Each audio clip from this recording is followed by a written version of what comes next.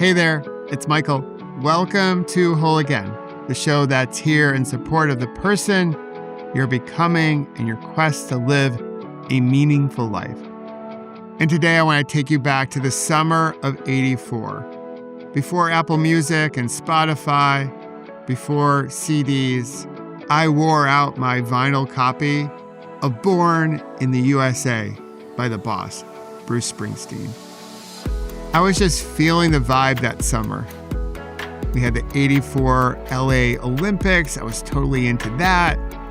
I really thought that Courtney Cox was just a random fan at a Bruce concert when he pulled her up on the stage in the video Dancing in the Dark, and they did a little dance. I now know that was all staged. I've grown up. I've become wiser to how the world works. That summer, man, I was so into our national pride, albeit I was teenagerly naive. But that didn't stop me from going to Buffalo, seeing him on tour. And I was right there, along with maybe 40,000 other people, belting out the lyrics to Born in the U.S.A., right? I was feeling it. Everyone around me was doing the same, and a whole bunch of people will do it this week as America celebrates July 4th and officially turning 250 years old, which, although compared to other nations, we still are a bit of an awkward teenager. But I digress. That's for my Perfectly Imperfect series that I hope you're checking out. But back to the song, back to Born in the U.S.A. Have you actually listened to the lyrics? Because back then, I never really truly understood the lyrics. The song opens up with a guy who got into a little hometown jam, so they put a rifle in his hand and sent him off to a foreign land to kill the yellow man. That is not a song of celebration, my friends. That is a raucous chorus with a very powerful message. Born in the USA is a wake-up song. It's not a celebration song. And it took one of my customers from my first professional gig in Washington, D.C. as a copier salesperson who served in Vietnam to point out the lyrics to me. He was like, "Son, really listen to the song." And I did just that. And I was like, oh, man, did I get that wrong? Since then, I've grown to appreciate lyrical dissonance, which is something that Born in the USA taps into. Other songs that maybe are easy to dance to, that have high energy, but also utilize lyrical dissonance are songs like Pumped Up Kicks by Foster the People, 99 Luftballons by Lena, Hey Yeah by Outkast, and the list can go on and on. They're pretty clever because they create tension that is meant to wake us up. They wrap something deep and uncomfortable into something you want to sway or dance to, or belt out the lyrics because it's about patriotism, baby. But these songs invite you to go deeper below the water surface and really listen, instead of just dancing to a song with a good beat. And I bring this up because this week we step into July 4th and America at 250. And long before there was an America, indigenous people lived as they currently do on this land. And in particular, where I come from in New York, the Iroquois lived. And they have a worldview called long body.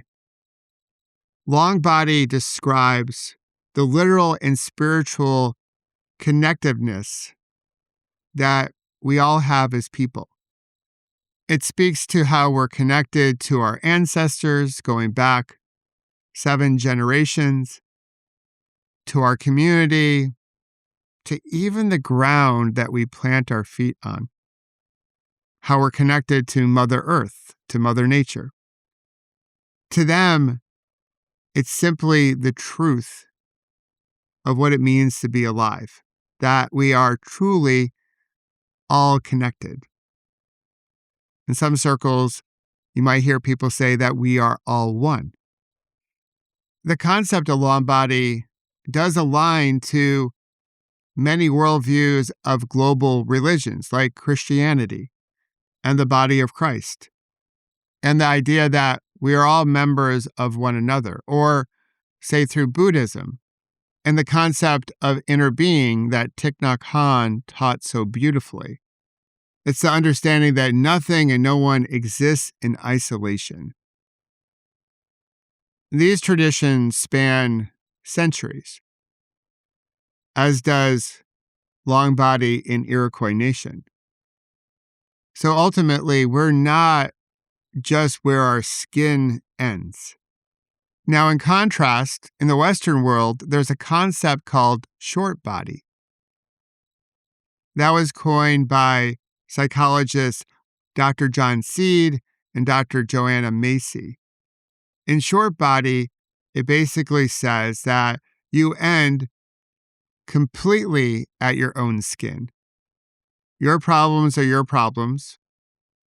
Your pain is your pain. You got to figure it out. So short body, we end at our skin. Long body, we are connected beyond it to our ancestors, our community, and Mother Earth. Born in the U.S.A. is about what happens when a nation or a society operates from short body. The veteran came home from the war, from Vietnam, wounded in ways that don't show up on an X-ray. And the culture said, those are your problems, not our problems. We wish you good luck. What a way to support the troops, right? As I went through my own recovery, and I tell people this all the time, that it took a whole peloton, my take on long body. So many people came to help support my healing, my recovery, my growth, people who were close to me, and complete strangers, and people halfway around the world that were simply sending me prayers and good healing energy. Long body. My recovery was fueled by long body, not short body. The thing is, none of us can do really anything in life by ourselves. We need each other. We need connection. We need to support each other. And that's what Springsteen is trying to wake us up to, that we need to be together in all of this.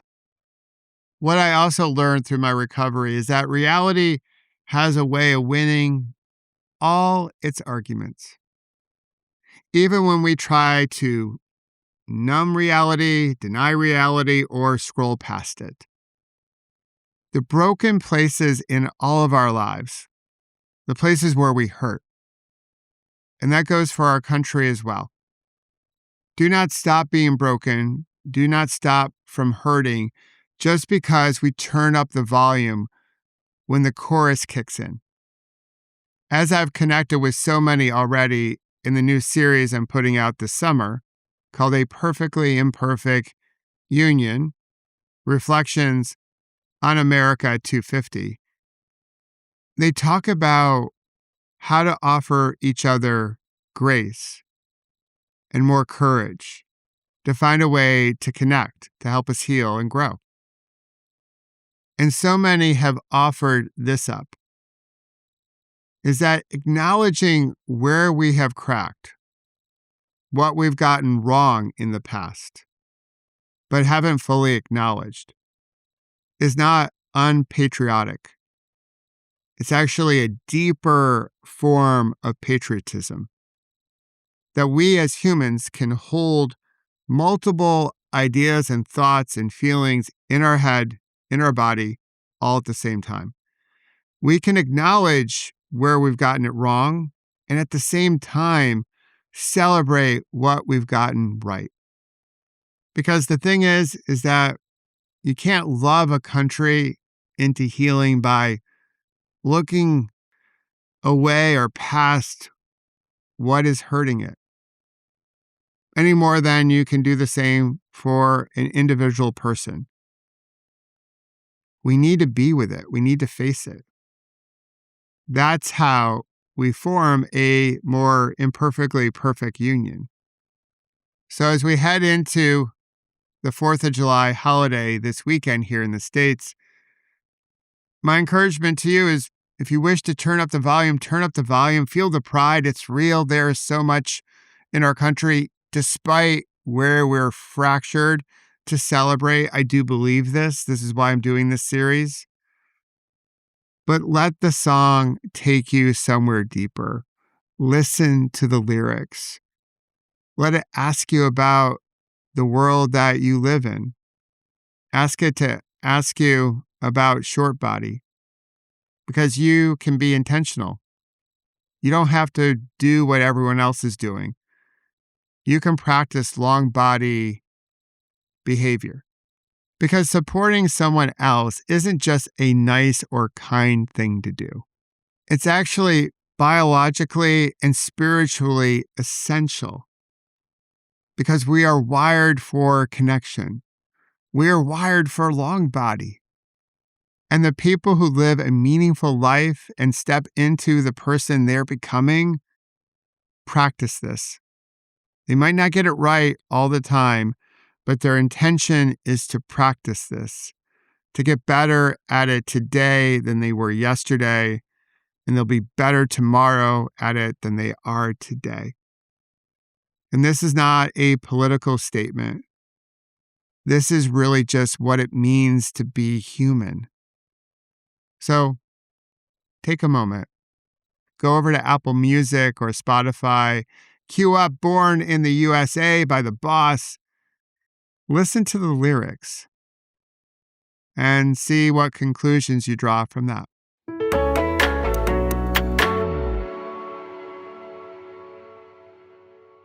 As always, thanks for being here.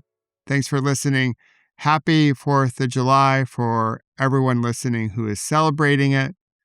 I hope you'll check out the next episode in our series, A Perfectly Imperfect Union. We'll have another episode tomorrow. But until then, let's remember to celebrate our scars as golden symbols of our strength and resilience. And don't forget to have fun. Storm in the castle.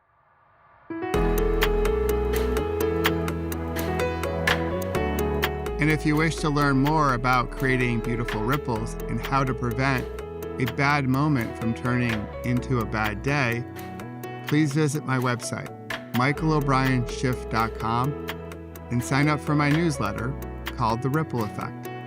And join us each Monday, Wednesday, and Friday here at Whole Again, and discover how you can heal, grow, and become more resilient, and celebrate our scars as golden symbols of strength and resilience. Until then, remember, you can always come back to your breath. You've got this, and we've got you.